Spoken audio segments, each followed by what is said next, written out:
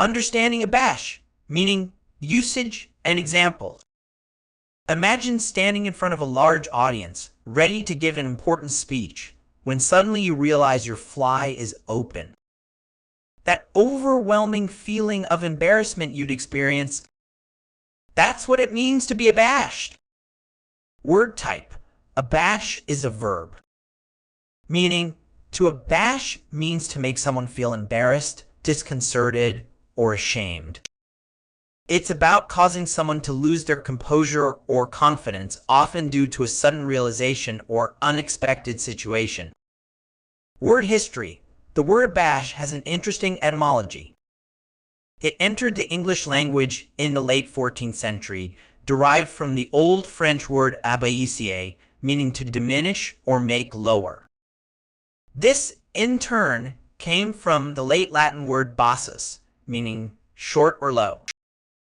Over time, its meaning evolved to specifically relate to lowering one's confidence or self-assurance through embarrassment. Antonyms. Some antonyms of Abash include embolden, encourage, and reassure. These words represent the opposite effect of making someone feel more confident or at ease. Synonyms. Synonyms for abash include embarrass, disconcert, discomfit, mortify, and humiliate. While these words are similar, abash often implies a more sudden or unexpected loss of composure. Examples used in sentences. Let's look at how to use abash in different contexts. 1.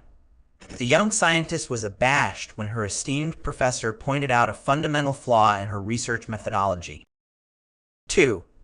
The normally confident lawyer found himself abashed when he realized he had cited the wrong legal precedent during his closing argument. 3.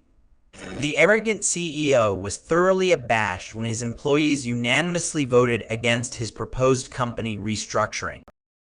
Common errors in use. One common mistake is confusing abash with bash. While bash means to strike hard or criticize severely, abash is about causing embarrassment. Another error is using abash in the wrong tense. Remember, the past tense and past participle of abash is abashed, not abought or bushed. To effectively use abash in your IELTS speaking or writing tasks, consider situations where someone might suddenly lose confidence or feel embarrassed.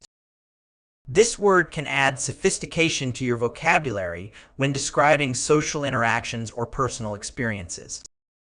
By incorporating abash into your language repertoire, you demonstrate a nuanced understanding of emotions and social dynamics, which can contribute to achieving that coveted band score of 8.0.